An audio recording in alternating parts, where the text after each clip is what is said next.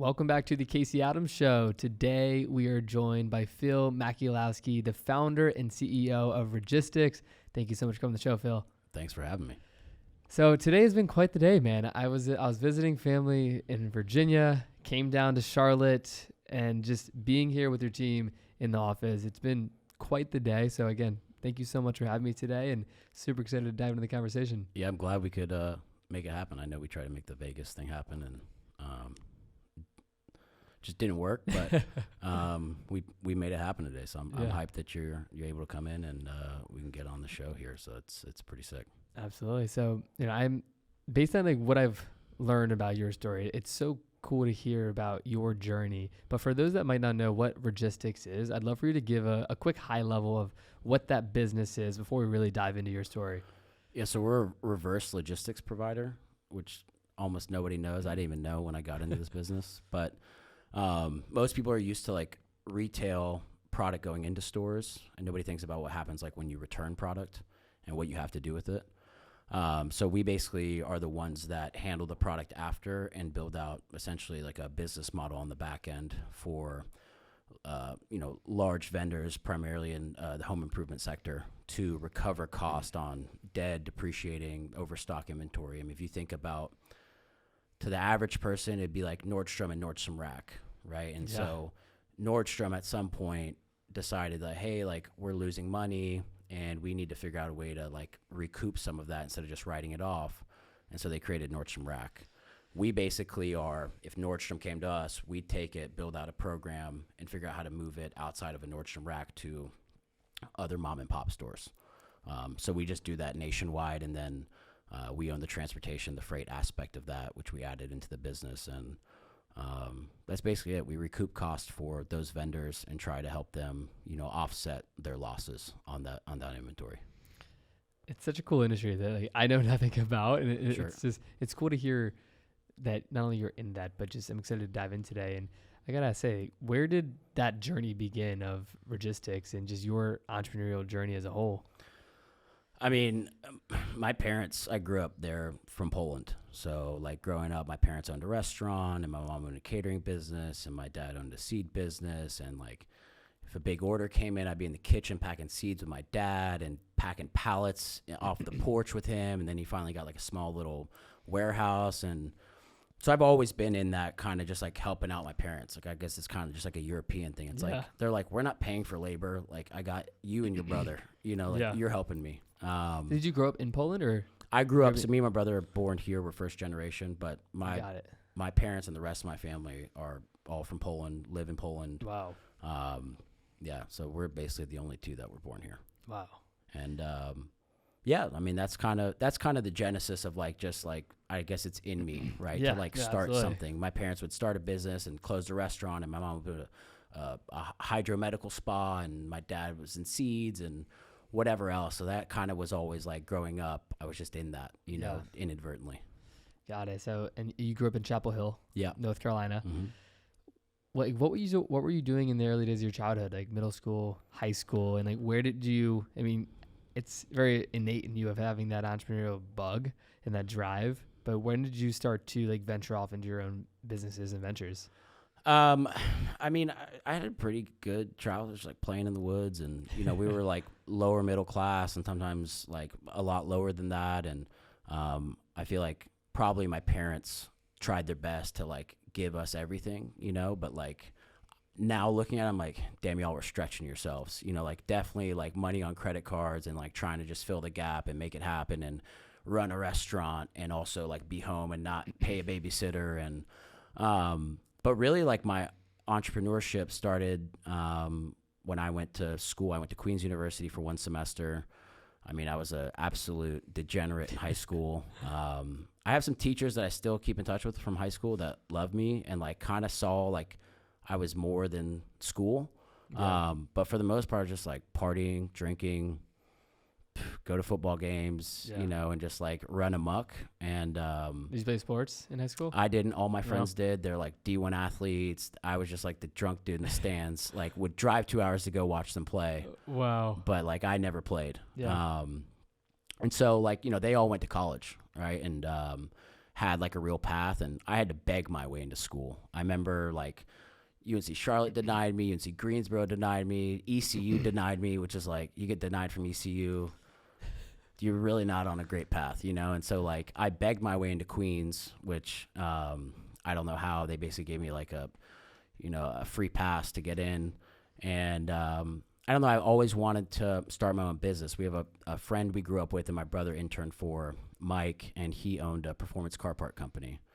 And I remember in high school, I wasn't in high school yet, my brother was, he would always see him at like Nissan 240SX and all these performance cars. And he was like making like 40 grand his like a year, senior year of high school. And my brother thought it was mind blowing. And he had an intern for him. He grew a massive business, very successful guy. So I always kind of hung around him. I thought it was cool that he would have a space kind of like this, like a warehouse with cars and have beers with your buddies, but also like have a business that works like that. Yeah. Tussle kind of like, I don't know, like Fast and Furious, Rob Dyrdek Fantasy Factory, like seeing that, I was like, I always liked that idea of like, man, you could have a really cool job and work with your friends and make money. Like maybe it was like a pipe dream, but somehow I saw somebody else around me like kind of make that happen. So I went to Queens and me and my brother wanted to start a business. We started a silly band company. No way. Silly bands were really big. Yeah, we made like a company called XL Bands, and we got Is it like similar to Silly Bands in a sense? literally in the Silly Band packet, and we did a Jersey Shore themed pack. And No so we had, way. like, Smush and Grenade and whatever was the words, and like I still probably have like 10,000 of these things somewhere. I was just with one of my good friends, Robert Croak, founder of Silly Bands. Okay. It's so, I'm just so curious about that because like that was such a phenomenon that we even talked about recently. I was the 12-year-old kid with Silly Bands up my arms. Like that was such a... That was the era. It's like that. That was the era. The Live Strong bands. Like, that was that time, right? Yeah.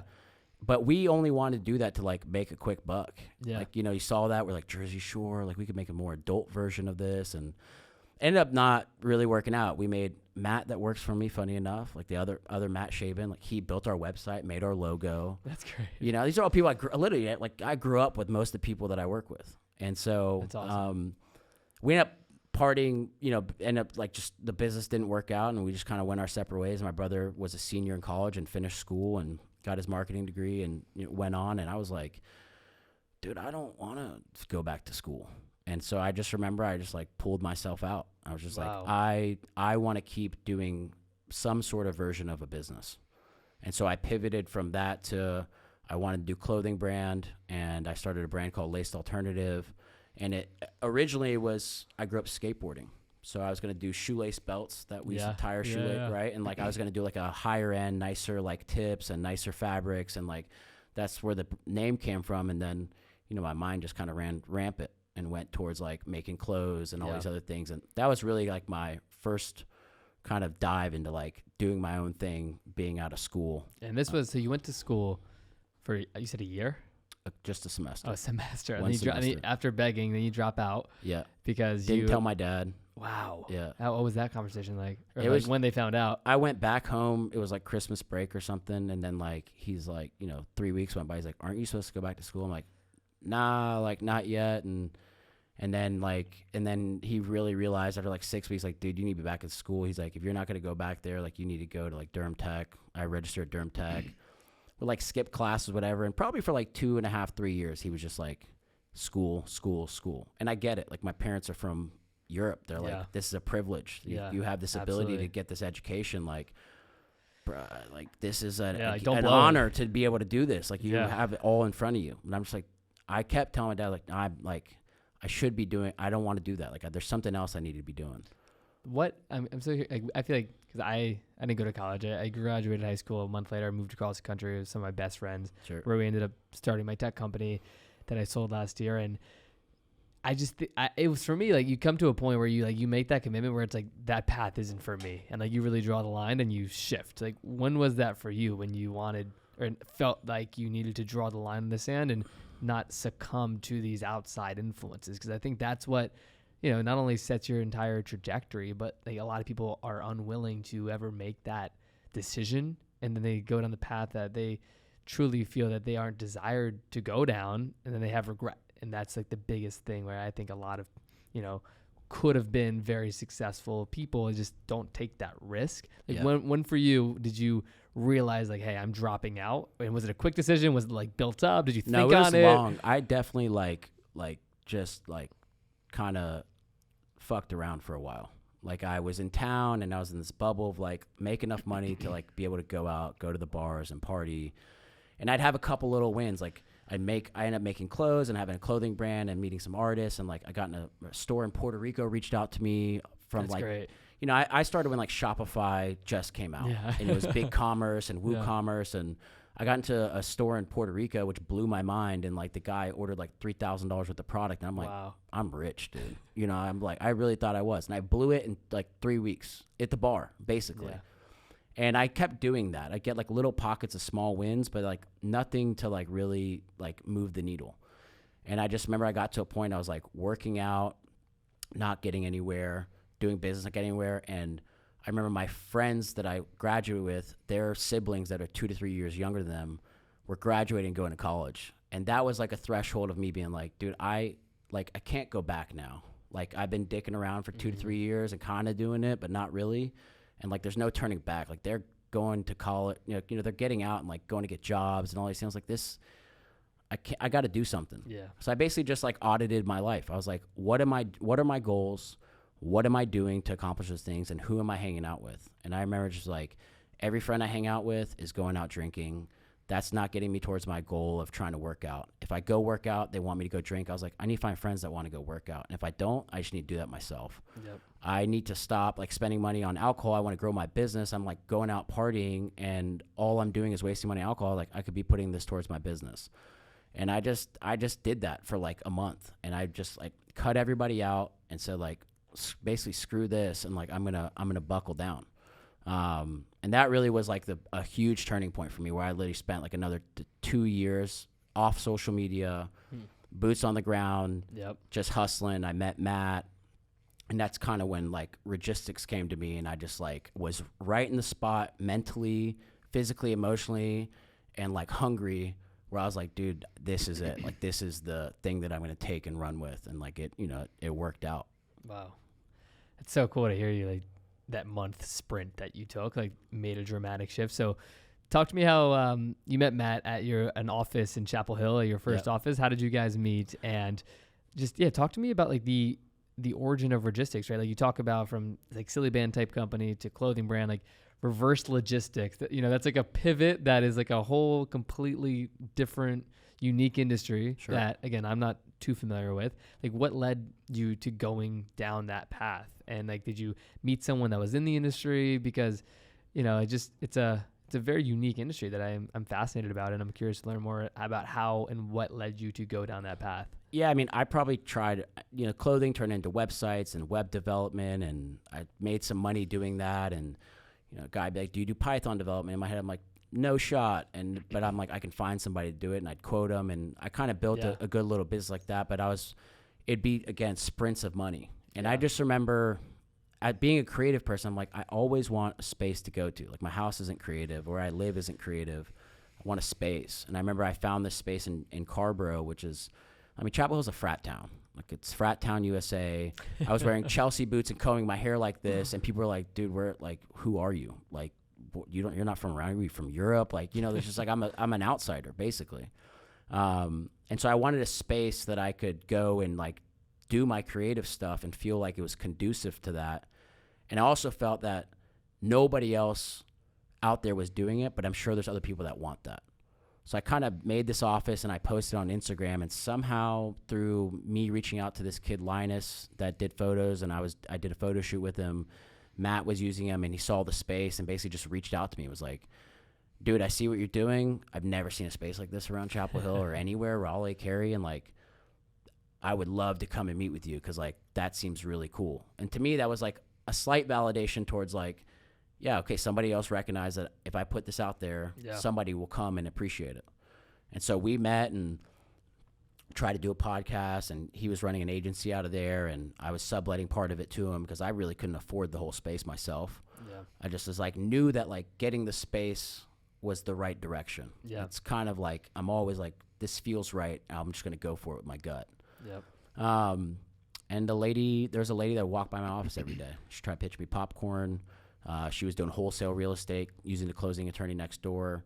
And she finally popped in the office and said, hey, this space looks really cool. Like, what do y'all do here? And at that time, I was just building websites and building out like this web agency. And she was like, yeah, I flip real estate and I furnish houses with this discount furniture I get from this liquidation website. And if the people like it, they like the staging, I'll sell them the furniture for pennies on the dollar because I got it for pennies on the dollar. And helps me sell the house and helps them out and helps me, right? I make a little extra buck.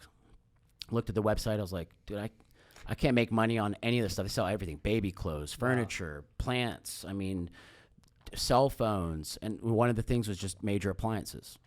And I was like, dude, there's like a $4,000 fridge on here for $400. Like, how can I not make money on this? Wow. So I remember I just was like, screw it, dude. Like, I'm going to just buy 3 of these with my credit card. And I swiped my credit card bottom and learned the first thing about freight. They're like, dude, you got to come pick this up or schedule a truck. And I'm like, how do you do that? And they're like, I don't know, man. Like, that's not, we could do that, but it's like $1,800. I'm like, I don't have $1,800. I didn't factor in $1,800 of transportation costs. Yeah. So I had a buddy and me go in his pickup truck and go pick it up in pallets. 3 fridges? Yeah, on the back of this big-ass F-250. Wow. Went to Wilkesboro, North Carolina. It's like a 2-hour drive. And picked them up and brought them back to my dad. Had that small warehouse space. Yeah. And I just marked them up like $150. Bought them for $400. Sold them like that. Wow. As is, where is, and I sold them. And I just was like, okay, I'll buy 6 more and 3 more. And started trying to find better ones and would realize that like they're so inconsistent. Like one's really beat up, one's new, one's 10 years old. I'm like, this makes it really hard. I don't know what to do with this really beat up old one. So I found another person or another group that sells them by the truckload. And I was like, okay, I'll get some consistency in this. And then I bought a truckload and unloaded it, filled up my dad's whole space. I'm like, I need to get this out of here by the weekend and just mark it up again. Like, I don't know, $1,500.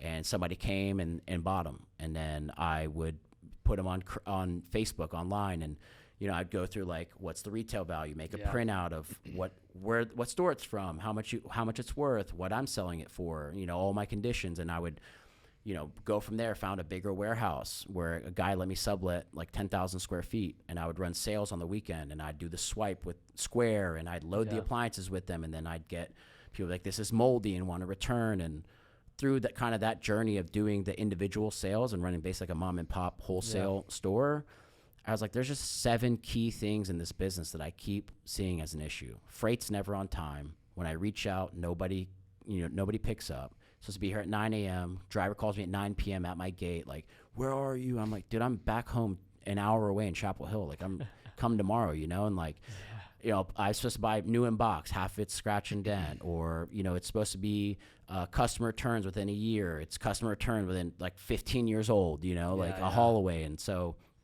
I basically said, like, if this is frustrating for me and these inconsistencies are costing me money as a small business, like, I'm sure there's a bunch of people out there that would be into that, that would appreciate somebody figuring that out. And I basically would get BOLs from every distribution center stuff would come from, and I cold called for 6 months. Wow. Probably 90 distribution centers between Best Buy, Lowe's, Home Depot. Probably 90. Straight cold calling. Cold calling. That's so and every one of them be like, dude, like, nobody told you to call here. And I just would lie. I'd be like, hey, Lowe's told me to call here. You guys have some appliances you need picked up that are scratch and dent. And they're like, dude, nobody told you to call here. Absolutely not. And just click, or, hey, I'm calling about reverse logistics. I call Lowe's corporate, and they're like, what is reverse logistics? Like, they have nobody knew. Yeah. And I didn't know, but Lowe's was really kind of building out the reverse logistics business at that time. So I finally called a bunch in that same Wilkesboro facility that I had picked up my first appliances from. It's their internet return center. I cold called them probably the 10th time. And some guy just picked up and was like, yo, man, I don't know who told you to call here, but this is the guy you need to call at Lowe's. And he gave me this dude's cell phone number. Wow. Called him, left him a voicemail. And I was like, dude, I'm doing 10 trucks a month. Like, I just want some consistency. And he called me back like a week and a half later. Drove back from doing a sale in my warehouse. It was like 7 p.m. I pulled up outside of the Trader Joe's parking lot in Chapel Hill, right next to the Starbucks. He's like, hey, man, sorry for calling you late. Been busy. Hope it's not too late. And I'm like, no. And he basically just ran through the game. He's like, dude, we're just really starting this up. And like, I would love to sell you appliances, but just like one thing, like once you turn this faucet on, like it doesn't turn off. And I'm like, dude, I'm Jesus in the desert, bro. Like, give me the faucet. Like, I will take these appliances and I will promise you, like, I will be a consistent customer for you for life. And he was like, all right, man, let's do it. And would send me a list and I'd buy 2. And then he'd be like, I have appliances in Ohio. You got a customer? I'm like, no, I don't. But I go on Facebook Marketplace and like know my sale. I had a sales pitch that I'd do, and I would reach out and somebody would be like, okay, I just mark it up really quick just to sell. And like, would just build out these customers. And I just took it from there and ran with it. And then, you know, my best friend, hired my best friend and just told him, like, first things first, dude, like, we need to start a freight brokerage because nobody has the transportation aspect figured out. And so you guys, I mean, just again, hearing all of this too, like, hearing you talk about that journey from that one lady that walked into the office that kind of showed you this shout out to her, by the way. That's so incredible to hear. Let's talk about the team building aspect. I know, like, you've, you know, vertically integrated the business in a sense. You work with a lot of people you've grown up with. Like, what has the culture been within the side of the organization, and how have you gone about building that vertically integrated aspect of it? Well, like, from the freight aspect, that was the first thing, right? And we had a next door to my original office was a freight forwarder, so I was using them. And I know the hardest part about building a freight business is having material to move. If you're a freight broker today, you got to cold call people to be like, can I move your shit, and do it for a price that's competitive. I'm like, I have the stuff. So like, if I got 30 truckloads a month of stuff, like, why pawn it off to somebody else? I got the hardest part figured out. I just got to get insurance or whatever else. And everybody basically told me, like, too much infrastructure. You got to hire people, insurance. Like, I don't want any part of that. So my buddy lived in Orlando, worked for a big mining company. He's super smart, one of my best friends. And I basically told him, he's like, dude, I want to move to Denver. And I remember I made, like, in a couple months, I made $100,000 in profit. And I was like, if I made $100,000 like this, I could probably make another $100,000. And if I pay him 6 figures and me 6 figures and we just work together, I'm happy. You know, like, cool. And so I brought him on, and first things first, I was like, start a freight brokerage, figure out the insurance, everything else, because, like, we have the hardest part figured out. And we weren't wrong. Like, that's a big asset of our business, but it's also the money. Aside from the money, it makes us super dynamic. In terms of hiring friends and stuff, like, it's a very slippery slope. I have some friends we've hired and we've fired, but most of the talent that I hire, like, I just happen to be friends with some really smart people. And whether that's smart, street smart, that haven't gone to school but have spent 10 years grinding at their craft and they're, like, honed in on it, or they were at school and they have that, you know, that degree or whatever it is, and then have gone and worked for a huge corporation, and there's like, I'm sick of the corporate wheel. I just, like, those happen to be a lot of my friends, and I'm like, I'd rather pay my friend and have a great, you know, experience with them and building a business, and also, like, we're best friends. It's just it's drawing that hard line of, hey, we're friends, but, like, when it comes to work shit, like, I may come down on you because I expect that you can get the job done, but, like, we need to get the job done. And some people can't handle that. They're like, absolutely, but we're friends. I'm like, but you cost money. Like, you know, like, it's definitely, it's a fine line. Totally. But it's an interesting one, but I think it's always been my vision. Like, Fantasy Factory has always been my vision. We've kind of gotten, you know, we're somewhat there in a lot of ways, you know, and there's going to be another iteration of this office. But it's definitely just, like, setting expectations from the get.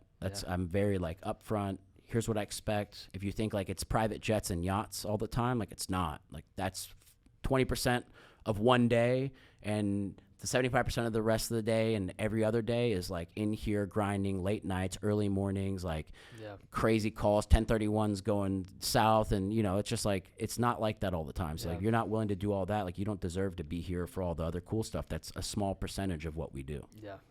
So important you brought that up. I think it's, you know, especially nowadays, and I know when we were talking downstairs, like, you weren't on social media for a long time, right? And then, like, I think it's so easy, especially for young people. You see, like, maybe things and items, and you think, like, oh wow, like, how do I achieve that? But you don't see the late nights, the early mornings, and, like, that's the gold, right? Like, that is the gold. And I want to talk about some other, like, passions of yours. I know when it comes to, like, luxury homes and, like, getting into real estate projects. Would love to, like, shift the conversation a bit, because I know today we might go swing by and check out some different properties. I haven't had a chance to, like, you know, boots on the ground with you yet. But when did that become a passion of yours, and, you know, from the success of logistics, being able to, actually get into these different projects. And I know you spend a lot of time and effort and money on these. What does that look like in your life? And, when did you start getting into real estate and the projects that you have? I bought a beach house because I grew up going to the beach with my family.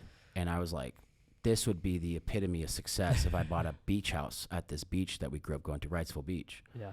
I remember I took my dad down there and we walked in an island. He's like, dude, I could die happy here. And I'm like, yo, man, you're like 69 years old. Like, if that's going to make you happy, I'm like, I'm buying this house. Like, that's it. Like, that's enough for me. Like, we could make no money on this. It could be, I'm like, just giving you that was enough. And then just seeing like how, the tax advantages of it. And if you reno it and do the right work, that there's upside and it's tax-free upside. And so when I kind of wrapped my brain around that idea, I was like, okay, like maybe we should do this into another one. And as we made money and profit in logistics, I'm like, I nothing worse than stroking a check to the IRS for $1 million and being like, oh man, like that's painful.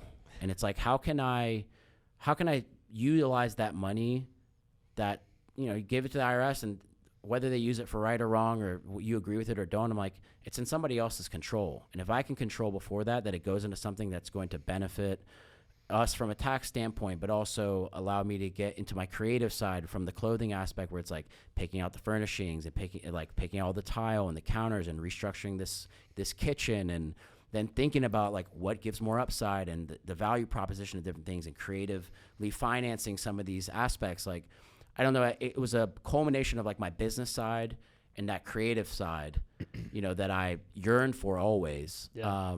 And finally coming to a head where I can make money. Cause in the past, I was like, all the things that I think are sexy and fun never make money. They're just a money pit. Yeah. And this non-sexy, broken item business, of returns and damaged goods and salvage, like that makes great money.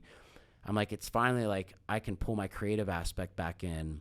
It's just not closed now, right? It's houses, but you can transform the outside, the inside, and there's a process, and then you can implement design and tile, and then you can vertically integrate aspects of that. And I don't know, it kind of was like everything I liked about all these different things I do to one thing. And so like, that's great. And then there's financial upside to it. Of course.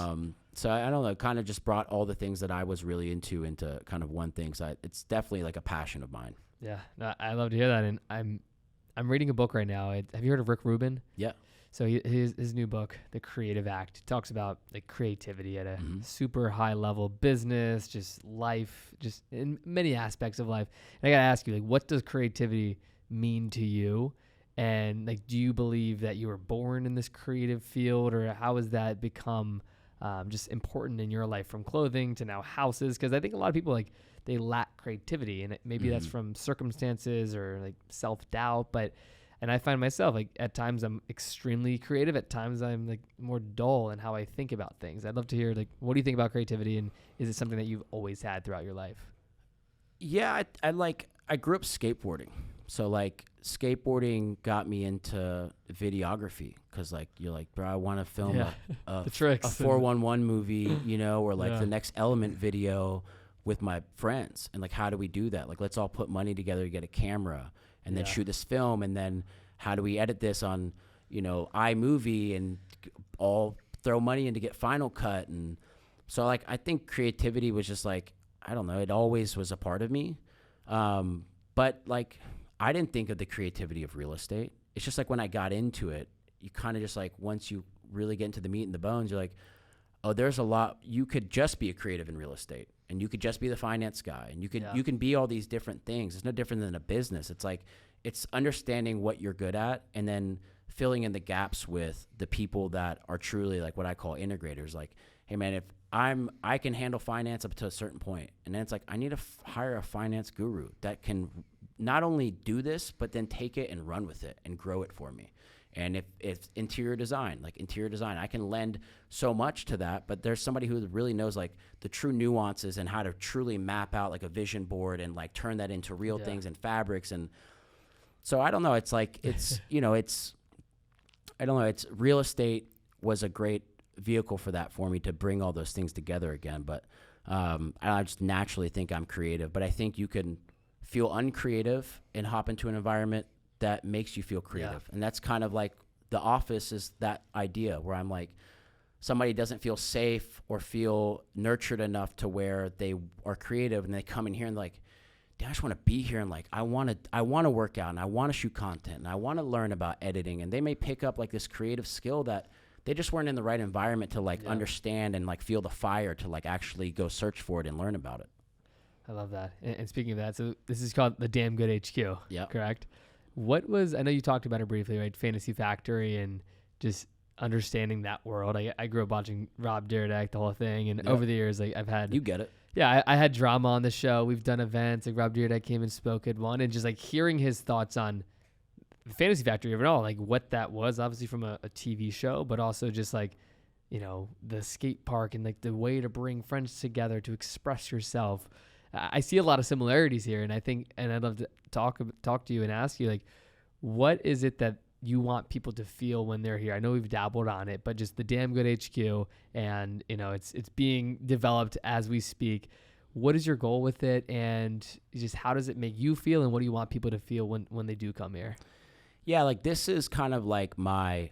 I mean, every office to me that I've done is like my safe space. Like this is a space where I can come in and be super creative, and it's like it's built for that. And then I want to share that with people that have that same desire and want, but they feel like there's not a space for it. For me, business and fitness go hand in hand. Like I need to be in the best shape mentally, physically, emotionally, so that I can crush business at the highest level. And so, you know, COVID, I put a gym in my garage, right? And then we opened this other office, and we put like a garage-like gym in the warehouse. And, you know, I eventually was like, we could build out a legit gym. So like when this space came available, the gym was basically there, the foundation of it. I was like, dude, this is, how can, you know, this is the most epic gym on itself. And then it has office space and a kitchen. And so you can, you know, the health part of like meal prepping and all that's here. The gym's here so we can work out, and bringing in Matt and the people he knows from the fitness space. I'm like, this is a space where like the elite of the fitness world can come in and work out and create content and think about brands and ideas and concepts. And then business people can come here and just do business stuff, but also see the energy from the gym. Like the energy in here is like palpable. It's like, it's, you know, and I want people to come in here and say, man, I don't know what y'all do in here, but I just want to be in here, and I need this energy because it makes me want to do more than what I'm doing now. And there's not a lot of spaces you can walk into and feel like that. I almost equate it to like when I go into restoration hardware, I'm like, dude, I want to design something with this. Like this makes me want to design something epic and so sick and well curated and perfectly put together, and the color palettes and the fabrics. Like that's how I want to feel. I want to like stoke that flame in somebody that doesn't feel creative or doesn't feel there's a space to do it. That like they come here and they're like, dude, this is like the outlet, man. Like I want to come here and put energy into this, because like everybody here is like just on it, you know. And like it's a tough thing to like wrap into like a nice box and put a bow on it and say this is what it is. But like it's just a feeling, and like coming in here and like we're just being elite in all ways, like business, fitness, health, talking.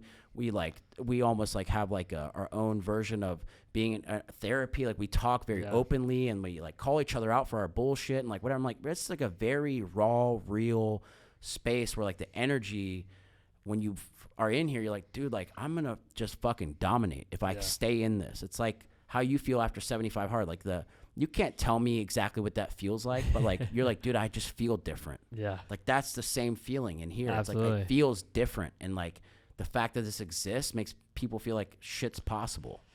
I love that. I don't know. It's a tough thing to really wrap into something, but very well said. Yeah. Very well said. And I have to flip the script here, because I think, and I'm sure you can relate, like growing up small town in Virginia, right outside of Richmond, like there was nothing close to this that I experienced, which led to such a isolation factor, right? Where it's like not feeling uncreative and feeling like I, you know, have to go to like travel. And I remember, and I told you this briefly, but when I was a junior, senior in high school, I was traveling probably like once or twice a month to different events in California and New York. I used to follow you, man. I used to see it. I appreciate it.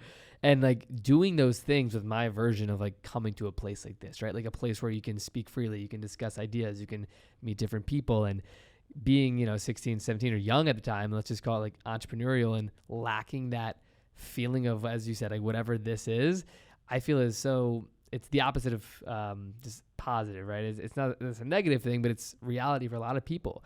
And I'd love to discuss, like, was there moments throughout your journey, of course, where like you were in environments like this, and like how did you manage to, like, you know, crawl your way out to realize that, hey, I need to put myself in positions like this from an environment perspective. And like, what were those evolutions for you? Considering like the beginning of this conversation, right? Someone that used to like party, drink all the time, like to make massive shifts in life is not easy. And it's different for everyone considering their circumstances and family background. But for you, like, take us to a time when you were in an environment that was the opposite of the Damn Good HQ and how you were able to, you know, grow from that. Yeah, I mean, dude, I remember like just being in my bedroom at my dad's house, like crying, thinking about like, dude, is this the right thing? Like, am I just like lying to myself about like these things that I want, these things I want to do, and like actually trying to be in business? And like, it's tough. Like that isolation's tough. And like, like you have to go through that in some respects, right? Like it's not Totally. It's part of the process. It's not easy. I don't know. I talk about this like 1% rule I have with myself. I'm like always on the verge of like 50% of me wants to keep going, 50% of me wants to quit. And the 1% is just like, you can either 1% in the way of quitting or 1% in the way of like one more day. Like it's one more call, one more meeting. It's one more workout. It's one more rep, like whatever it is. I'm like, it's always pushing for like, I'm just going to give it like another day. Like that's what it is, man. And like, it would just be like that. I've had clear moments in my life where I'm like, I want to give up, and I gave it one more day, and literally the next day, a phone call that changed the game, a order that gave me runway for the next 4 months. Like the line is that thin. Yeah. So like to me, finding that space was like my first time going to New York, was like capturing that feeling. Went to New York and I was like, bro, I'm broke as fuck, but like this energy in the streets, I'm like, I remember I would get a contract to go to New York, and if I didn't close the contract, I didn't have enough money to fly back. But I'm like, I know I'm gonna close this deal. Yeah, that's and then they would pay me only a little bit to pay for like a place to stay, and I would tell the guys, I owe them $3,000. I'm like, I got $1,800. I'm gonna withdraw my account, knowing he's gonna put me in the red, but like I'll then pay him fully, and I'll stay here, and then like I'll make enough money to pay the overdraft. Like I was always just chasing that, like, because I was like, I want to be in the energy. Yeah. So like I don't know, like it's some of it's like blind faith in myself. Chasing that feeling is like a big thing. Like a lot of my decisions are not necessarily like business tact or fully there, or I got it all figured out. Like I'm like, in my gut, I know this is the move. I don't know. It's into the fog a little bit. Yeah. But I know I'm going to figure it out because I'm willing to do the work, and I'm going to spend the time and do the effort to make it happen. And at this point now, I also have a team that can assist in that. But a lot of that's just like, dude, either you believe in yourself or you don't. Blind faith. Absolutely. I love that and the way you described that. And, I was telling the story earlier to Matt. I ran a marathon last December, first marathon. It was like, this big physical endurance thing for me. And prior to that, I interviewed a guy named James Lawrence, who he's known as the Iron Cowboy. Are you familiar with him?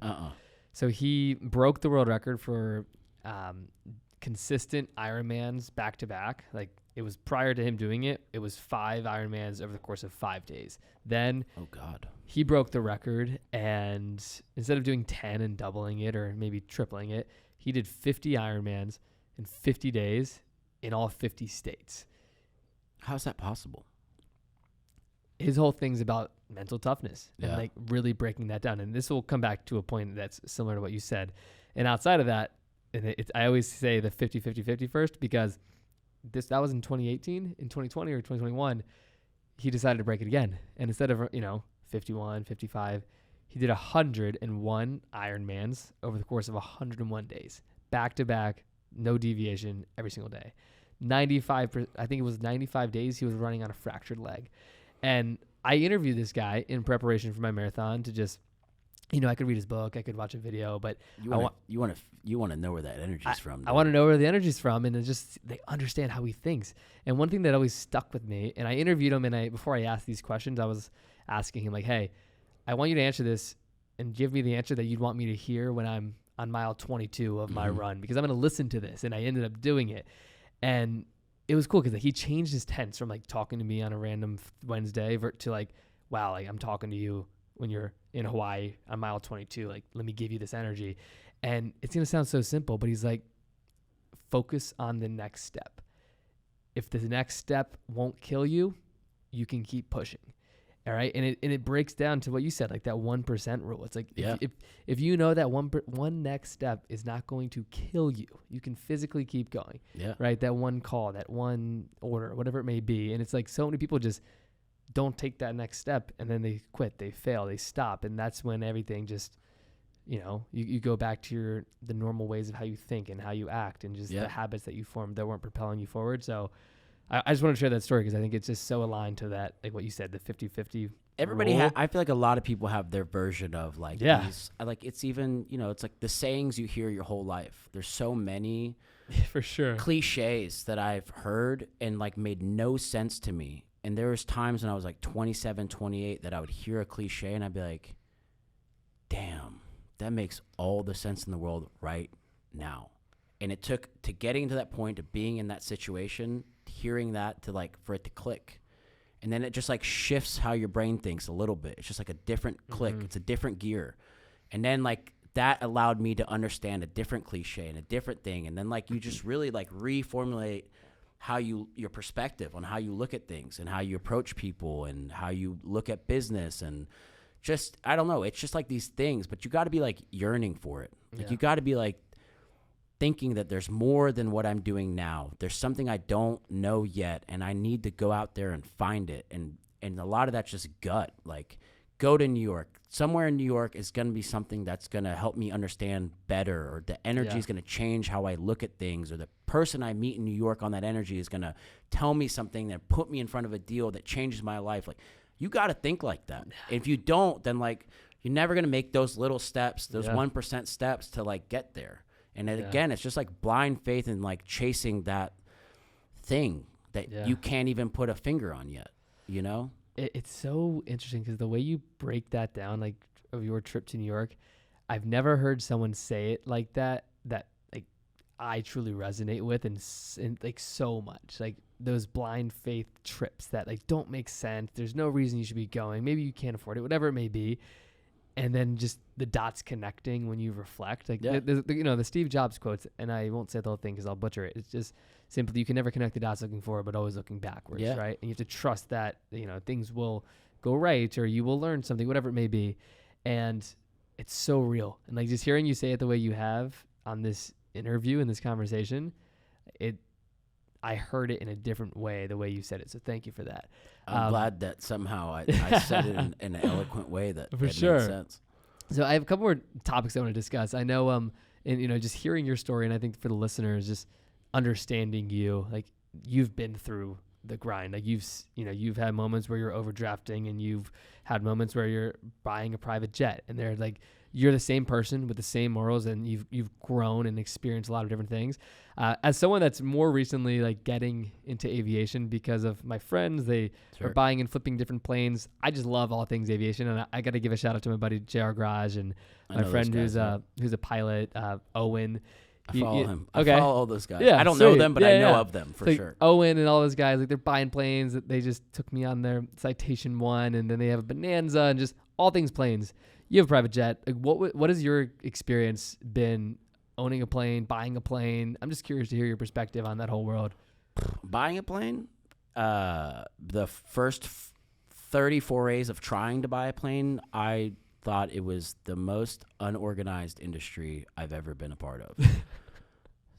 How somebody could offer to give you $3, $4, $5, $6 million for a plane, and like people are so shady and deals fall through that make no sense, and the amount of effort and expenditure just like emotionally to try and do stuff like is wild to me.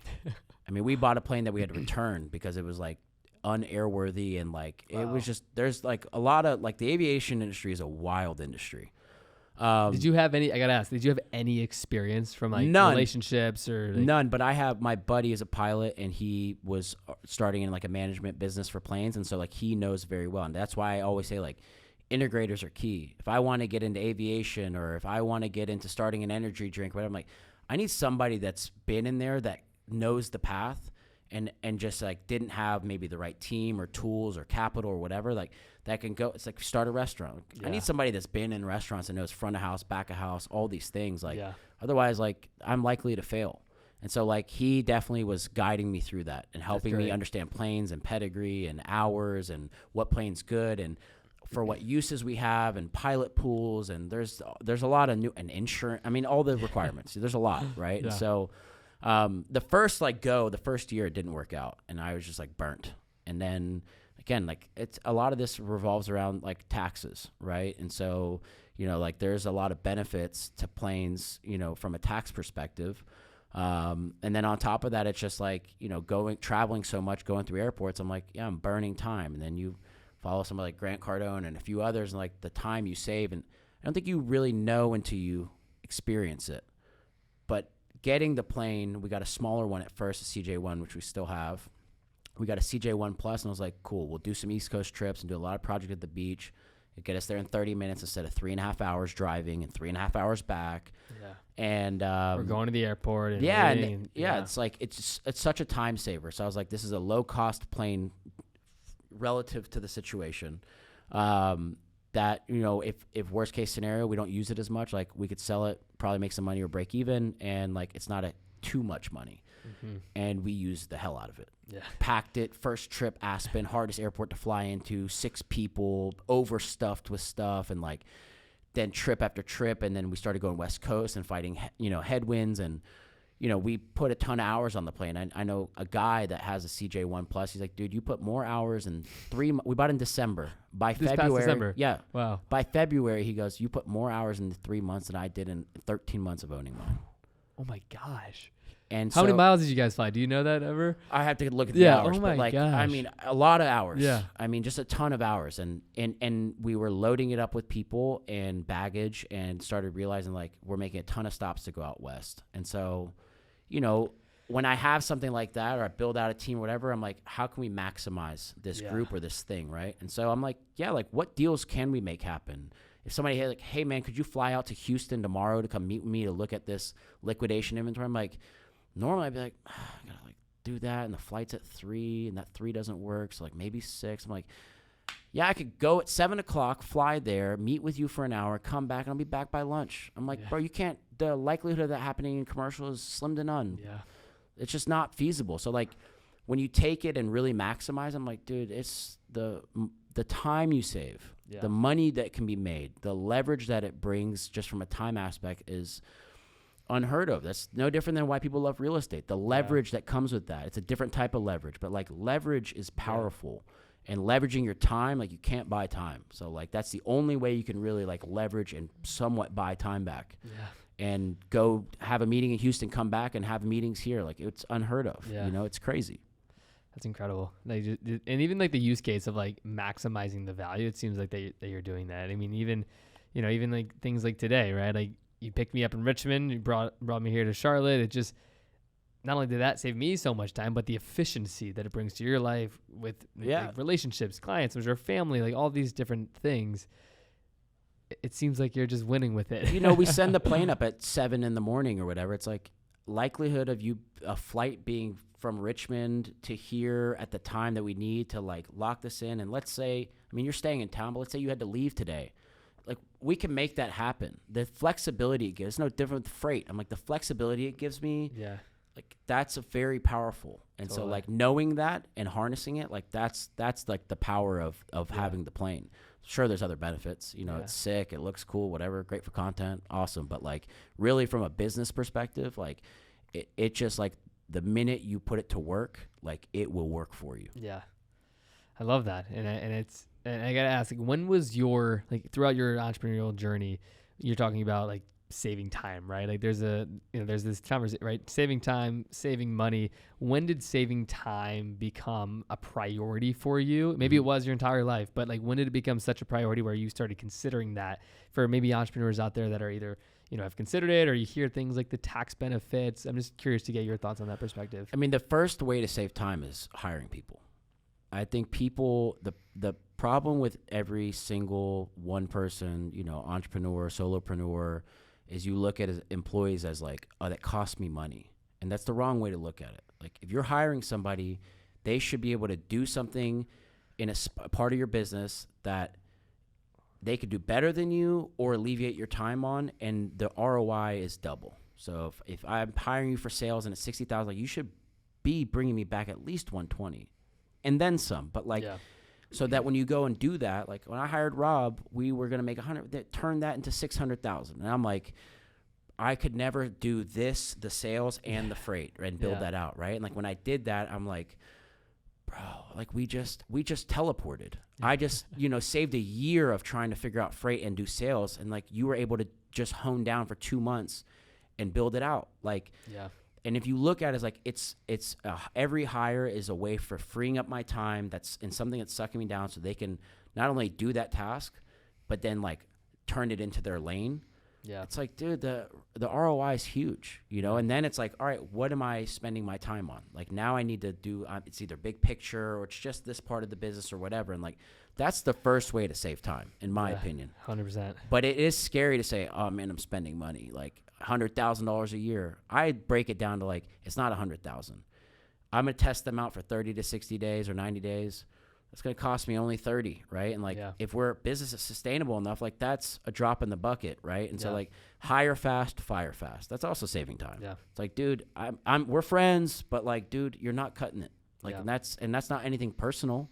It's just like, dude, I'm running a business. Yeah. We can go on the wake boat later and I'm not going to hate you.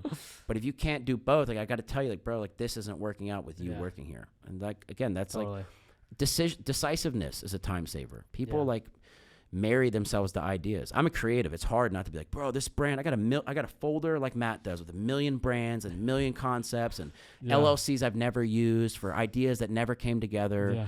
But it's like when you have to realize like, bro, this isn't it. This isn't working. Move on. Like you can't marry yourself to every single idea. It's good to have a ton of them, but like, I don't know. Those are easy time savers. Yeah. But it's also as simple as saying drink water and be healthy. It's really hard to drink water. I don't know why, So like some of it's just getting in that mind frame. Absolutely. 2 more questions before we wrap up. When it comes to I'm rambling. No, you're good. I love it. When it comes to giving yourself, 18, 21-year-old Phil advice, what advice would you give to yourself and why about all things business, life, relationships, you name it? I mean, the most powerful time of my life was 25 to 29. I felt like every year I was a different person. Same core me, but like what I knew, what I learned, how I looked at people, how I approached things, it shifted. I'm like, it was such a dramatic shift that I just felt like I was like transcending. It was nuts. And I was like, this is crazy. And the genesis of that was me just literally sitting down and being like, the self-audit was huge. The problem with self-audit is like people have a hard time being real with themselves. I had to be real with myself. I'm like, bro, you're being a degenerate going out 5 days a week. You're being a moron, spending money. There's nothing wrong with going out and enjoying life. But like if you got to make a choice sometimes, man. You can't have it all at once. And I was like, dude, I can't. These people are not moving me towards my goals. I got to stop hanging out with them. I got to stop pretending on social media that I'm making it when I'm not. Like my favorite quote is like, do you really want to win or just look good losing? That's a little brother quote. That's a phenomenal quote. So many people are on social media looking good losing. Yep. They go to bed at night sweating bullets, not paying rent. My tire blows out on my car. I can't afford it. I can't pay my food. And it's because they just want to look cool on social and buy all these things that look cool. But it's like, bro, you need to fix yourself before you can fix anything else. And if your mind and your mentality and your body and everything's off, it's like, bro, like you could only go so far. So like the biggest thing for me was just like the self-audit. Like who are your friends? What are your goals? And what are you doing to get there? And are the people you're hanging around and the energy that you're with, are those people and those things helping you get towards them? If not, it's not anything personal, dude. It's not like I hate you. It's just like I can't be around you right now. And then I turned off social media 2 years later. I popped up. People were like, man, would you hit the lottery? I'm like, no, I just like got to it, man. I got real with myself. Yeah. You need to get real with yourself first. And people have a hard time. I'm not saying it's easy. By no means is it easy. But it's like, at a certain point, it's like, I'm sick and tired of being sick and tired. Yep. And like, that's just a feeling that you have. And like, I'm sick of it, dude. Like, what am I doing? 100%. And where is it getting me? Yeah. And that's it. I mean, Yep. most things in life are simple concepts. They just don't make sense until they make sense. Yeah. This is powerful. I know we talked about this off camera, but for this being like the first podcast you've been on, Yeah. it's like you're so articulate, and your story from like key, just what you're aware of in your life that, you know, has been impactful for you. I love it. And like, kudos to you for just like the way you're, again, saying this. It just resonates very strongly. And I know it is for the listeners as well. Last question before we wrap up, Phil. Sure. What are you most excited about moving into this year, moving forward? I know you have so many cool projects you're working on, from real estate to businesses to this warehouse to building teams to maybe doing more content on social. So much going on. What are you excited about and why? Well, I'm getting married next month. Wow. That's number one on the list then, for Yeah, sure. dude, my fiance would kill me if I didn't say I was excited, and I'm thrilled, honestly. Yeah. It's When are you getting married? June 6th. Wow, dude. Congratulations. Yeah. Thank you. Of course. Super excited about that. I'm excited to, like, I don't think family and holidays and all those things, and like my friends, like, I enjoy sharing this experience with people. And so finding a partner to experience it just on like that next level, and like have a family and like continue to grow in that aspect, is super exciting. This space is super exciting. We have a lot of business ventures that are exciting. I don't know. I love like the unknown. I kind of like, I thrive. Like I told you, I don't like prep. Like it's never been, never studied for tests. And like, so like, life is a constant test. And so it's just like, I know that like on the days I feel great and want to work out for 3 hours, I should, because tomorrow I might not want to lift a leg to go work out. And I need to like maximize my wins so I can weather my losses. And so I'm excited about building out this team, especially from the creative side. Like this is new for us. We've tried a couple forays of this, but like I feel like we finally have the right space and people and energy and capital to like make it happen. But we have logistics is growing, and we're going to continue to grow, and the freight side is going to grow. Real estate's going to grow. And we've had some losses this year. We've had some businesses that didn't work out and ideas that didn't work, and that's part of the process. Yeah. It's not saying that's a loss. It's like, what did I learn so that I can pivot that, or whatever way I take it to like turn it into whatever. It's usually, you know, the first iteration's never it. It's usually the 50th, right? And it never looks like what you thought. I mean, if I told you I made the bulk of my money selling used appliances and doing freight and damaged goods, I'd be like, you're smoking, dude. Like, what are you talking about? It's going to be clothing brand, right? Like, it's never that. So I'm just excited about the potential of the team and the infrastructure at where it's at now, and knowing that in 1 year, this can be so much more, because I know how quickly, like 1 year, it can be such a pivotal, huge change. So I'm just excited about kind of the unknown, but knowing that like we got the right energy of people to just like push into that and like see what that looks like. Yeah, I love that. Well, in the spirit of the unknown and like this entire operation that you're building, where's the best place that everyone can follow you on social media and learn more about Damn Good HQ and everything you're up to here? Yeah, so we have Damn Good HQ on Instagram. I'm on Instagram, DITRLI, which is Dream It Then Real Life It. Stole that from Big Sean way back in the day, mixtape days, like Finally Famous Volume 2 or something. Wow. That's awesome. And we're on YouTube also. That's about it, I think. Love it. Plug it in. I'm sure. Yeah, I'll link everything down below, of course, for sure. We got a podcast, Since I Was Broke podcast. Yeah, man. Love it. You know, I'll make sure to drop it all down below. And Phil, again, thank you so much for having me here today, for coming on the show. It's been such a pleasure. Dude, I'm just happy that you want to interview me, man. It's like one of those things, right? It's like, it's always, as an entrepreneur, it's like, some days you think you're good enough. Other days, like, am I? Is this? I still have that feeling when I was in my bedroom, like, is what I'm doing the right move? I still always feel that. Like, I think a lot of people think that, like, when you reach success, those feelings of doubt go away. And so, like, it's those things of validation where it's like, I used to follow you when we both were nobody. You went on this amazing path and created this, like, great brand and, like, have done these incredible things. And to think, like, I've done some great stuff, but like, would I be good enough to go on his podcast? And to like be here in this moment and be on the podcast, to me is just like that. I need it too. Like that little validation awesome. where it's like, bro, we're like what we've been creating, like it's worth it. This is like makes me want to push that extra 1%. So it's been a blessing. It's been sick. I love that, man. I appreciate it. Of course. Well, thanks again for coming on the show. For everyone listening or watching, thank you so much for tuning in today. I'll make sure to drop all the links down below so that you can follow Phil and everything he has going on. And once again, if you are new here, make sure you subscribe, and I will talk to you guys soon.